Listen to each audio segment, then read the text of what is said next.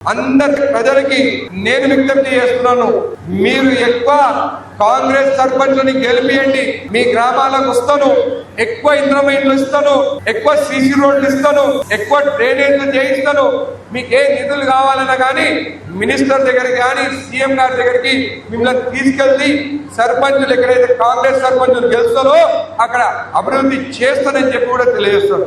ఇన్నరా షై party MLA Anirudh Reddy sir ఏమంటున్నాడో. మరి షై పార్టీ సర్పంచులు కాకుండా తతిమ పార్టీల సర్పంచులు అయితే ఏమైతుంది సార్? ఆ ముచ్చట చెప్పుర్రి. అమ్మ ఇంద్రమైన్లు కావాలంటే కూడా నేను సంతకం పెట్టాలి, రేషన్ కార్డు కావాలంటే కూడా నేనే ఇవ్వాలి, మళ్ళీ అన్ని నేనే ఇవ్వాలంటే వాళ్ళు ఎవరో బీఆర్ఎస్ ఆ బీజేపీ సర్పంచ్ ఉంటే మన పనులు ఎలా జరుగుతాయని చెప్పి కూడా ఒక్కసారి ఈ రెండు మండలాల్లో కూడా మీరు ఆలోచించి. అయ్యా ఎమ్మెల్యే సారు, మరి ఊళ్ళో మీ షై పార్టీ లీడర్లు దోసుక తినేటోళ్ళు, దోపిడీ చేసేటోళ్ళు, అక్రమాలు చేసేటోళ్ళు ఒకవేళ ఉంటే మరి పబ్లిక్ వాళ్ళకి ఎట్లా సర్పంచ్ పదవి ఇస్తారు? మీరు ఊళ్ళో గెలిపించిన సర్పంచ్లకు పార్టీలతోనే సంబంధం లేకుండా నిధులు ఇద్దాము, ఊరిని బాగు చేసుకుందామని చెప్పవలసింది పోయి గడ్డ గాలినా సరే కానీ పాలోని దుడ్డమేద్దా అన్నట్టు చేయబడితే ఏలుబడిలకు వచ్చి 2 ఏళ్ళు అవుతుంది. ఇప్పటి వరకు మీరు ఎలగబెట్టింది ఏందో పబ్లిక్కు మాయరికే. ఏమో అంటారు చూడుండ్రి, ఓ స్త్రీ రేపురా అని గోడల మీద రాసినట్టు పథకాలు కులాయించమని అడిగినప్పుడల్లా రేపు మాపు ఈ పండుగకు ఆ పండుగకు ఈ నెల వచ్చే నెల అనుకుంటా చెప్పుకుంటా చేతులు లావడుతురు తప్పితే